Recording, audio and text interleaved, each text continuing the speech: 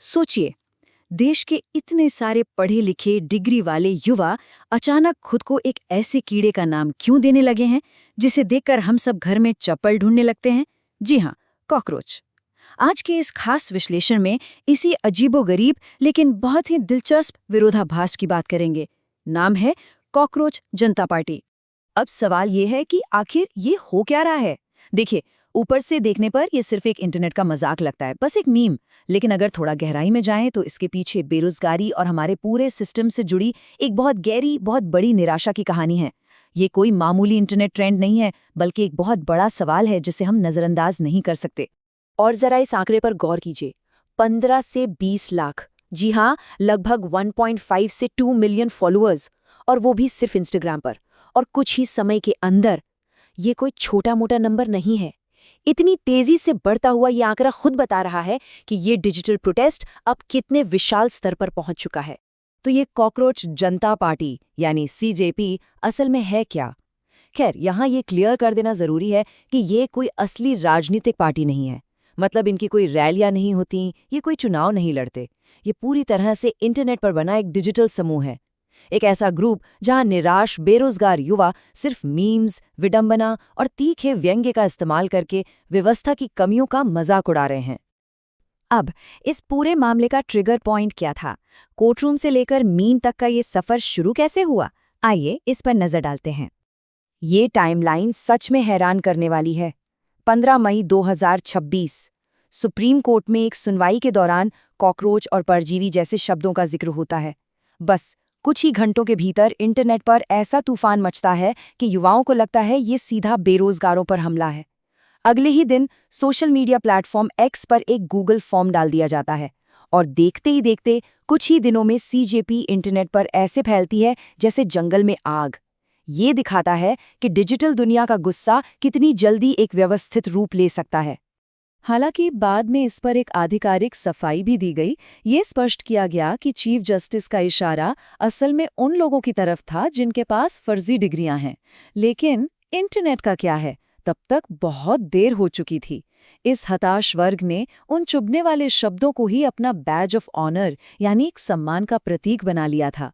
उन्होंने उस तंज को ही अपना सबसे बड़ा हथियार बना लिया। अब आते हैं इस आंदोलन के सबसे मजेदार हिस्से पर। इस पार्टी में शामिल होने की शर्तें इतनी अजीब और बेतुकी हैं कि एक पल के लिए हंसी आ जाती है। चलिए इन पर गौर करते हैं। इस पार्टी के मेंबर बनने के 4 मुख्य पिलर्स यानी शर्तें तय की गई हैं। पहला, घोर बेरोजगारी। मतलब आपके पास डिग्रियां तो बहुत हों, लेकिन ज्वाइनिंग लेटर एक भी ना हो। दूसरा, परम आलस्य। ऐसा आलस कि बिस्तर या रजाई से निकलने का बिल्कुल मन ना करे। तीसरा, 24 घंटे ऑनलाइन रहना। और चौथा, मीम बनाने में एकदम महारत हासिल होना। मतलब देखिए कितनी चालाकी से इन्होंने उन सभी आरोपों को अपनी योग्यता बना लिया है जो आज के युवाओं पर लगाए जाते हैं, जैसे आलस और फोन की लत। अगर हम इसकी तुलना समाज की सोच से करें तो बात एकदम साफ हो जाती है। समाज क्या चाहता है कि युवा दिन रात मेहनत करे, रियल वर्ल्ड में एक्टिव रहे, नौकरी ढूंढे। लेकिन सीजेपी का सम्मान किस बात में है? कुछ ना करने में, एकदम परम आलस्य, हमेशा ऑनलाइन रहना और कमेंट सेक्शन में ही अपनी सारी लड़ाइयां लड़ना। ये लोग जानबूझकर समाज की उम्मीदों को एकदम उल्टा कर रहे हैं ताकि वो अपनी स्थिति की बेरुखी और सिस्टम के बेतुकेपन को दुनिया के सामने रख सकें।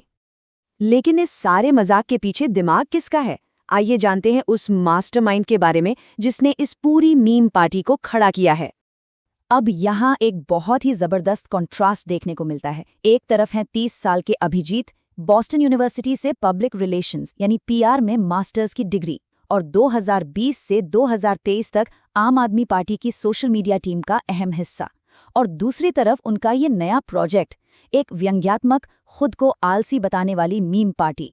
मतलब एक इंसान जिसका इतना सीरियस पॉलिटिकल पीआर का बैकग्राउंड है, वो एक ऐसा हास्यास्पद डिजिटल मूवमेंट चला रहा है ना? एकदम ध्यान खींचने वाली बात।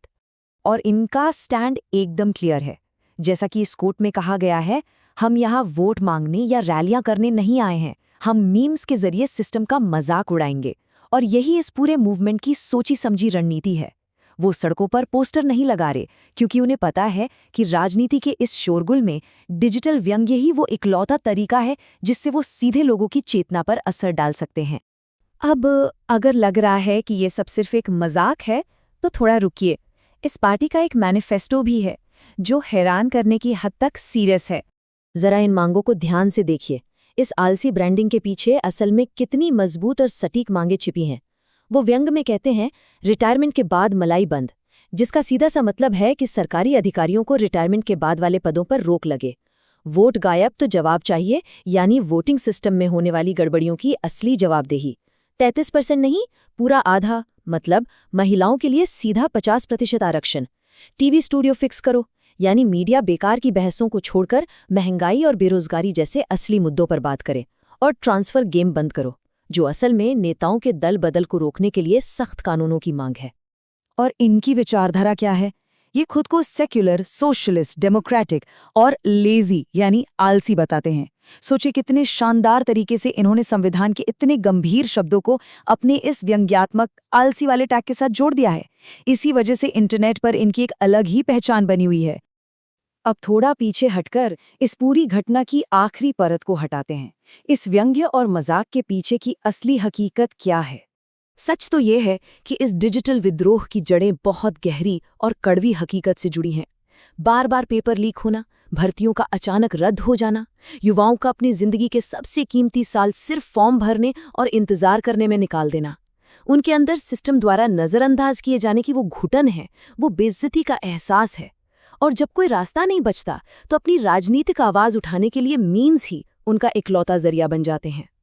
इस हास्य के पीछे असल में टूटी हुई उम्मीदों और बर्बाद हुए सालों का बहुत गहरा दर्द छिपा है। जरा इस लाइन को महसूस कीजिए।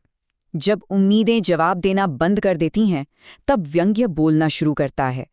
ये सिर्फ एक लाइन नहीं है, ये पूरी की पूरी कॉकरोच जनता पार्टी घटना के पीछे धड़कता हुआ दिल है। जब व्यवस्था से कोई जवाब ही नहीं मिलता, तो फिर अपनी बात कहने के लिए तंज और कटाक्ष का ही सहारा बचता है। तो अंत में एक बहुत बड़ा सवाल हमारे सामने आके खड़ा हो जाता है। क्या ये कॉकरोच जनता पार्टी बस इंटरनेट का एक ऐसा तमाशा है जो कुछ दिनों में गायब हो जाएगा, या फिर ये इस बात का इशारा है कि अब एक हताश और परेशान पीढ़ी ने सिस्टम को जवाबदेह ठहराने का अपने एक नया तरीका ढूंढ लिया है? क्या डिजिटल प्रोटेस्ट का भविष्य अब ऐसा ही दिखने वाला है? इस बारे में जरूर सोचिएगा। आज के इस विश्लेषण में साथ जुड़ने के लिए बहुत बहुत धन्यवाद।